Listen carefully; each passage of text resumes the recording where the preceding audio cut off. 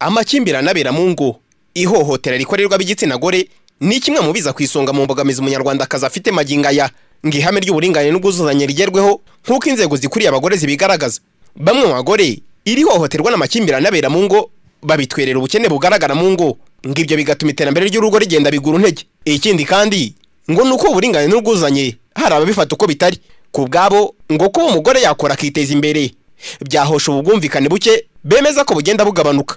Harajya abonaga nk'umugore yigize umugabo akaza yasinze yakinguza umugabo, ukumva rero umugabo nawe ntashaka kuba hasi y'umugore, ubwo ugasanga amakimbirane aturutse aho ngaho. Aho dutuye arahari makeya, ntabwo ari cyane nka mbere, ariko cyane aho ashingiye ku bantu bagifite ubujiji bukeya. Byaramfashijeho cyane ko ku ruhande rwanjye bundangije kaminuza, kandi ku mbaraga zanjye nakoresheje mbasha kubona minerivare. Mu gihe mbere byasabaga ko umugabo ari ukwishyurira cyangwa ababyeyi baba batarakwishyuriye bikaba birarangiye. Uruhande rwa bamwe mu bagabo bo basanga amakimbirane ahanini aturuka ku bagabo batuzuza neza inshingano zabo, gusa ngo n'abagore si shyashya. Abagore babyitwaza bakitwaza ko ari uburinganire, hakaba n'abagabo nabo bumva ko bagomeza gutsikamira abagore nk'uko byabagaho mu gihe cyashize tuzi ku ngoma zindi zabayeho.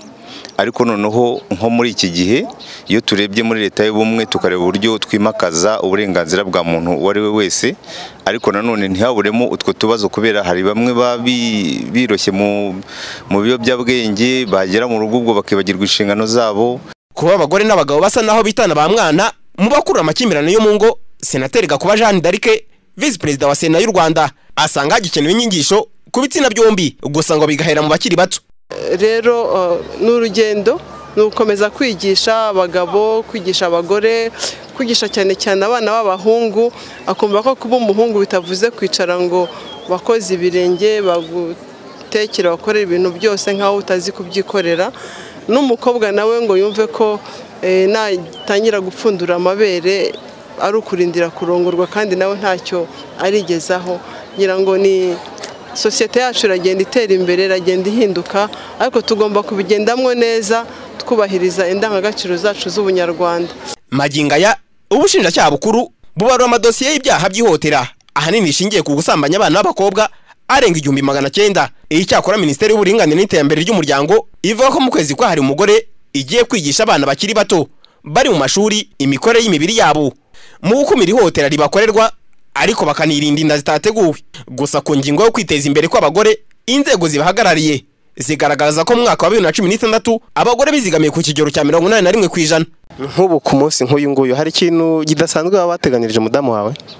Mutegurira nk'akenda keza kugira ngo nibura azajya kwibukiraho cyangwa se avuga ati kuri wa munsi hari akantu yampaye.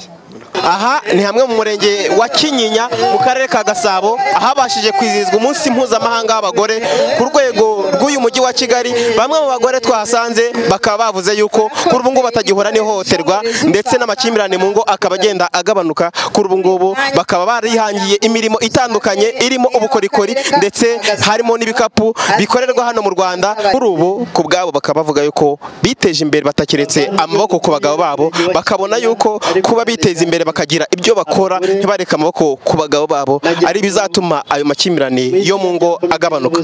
Kubw'Imana Vedaste, TV10.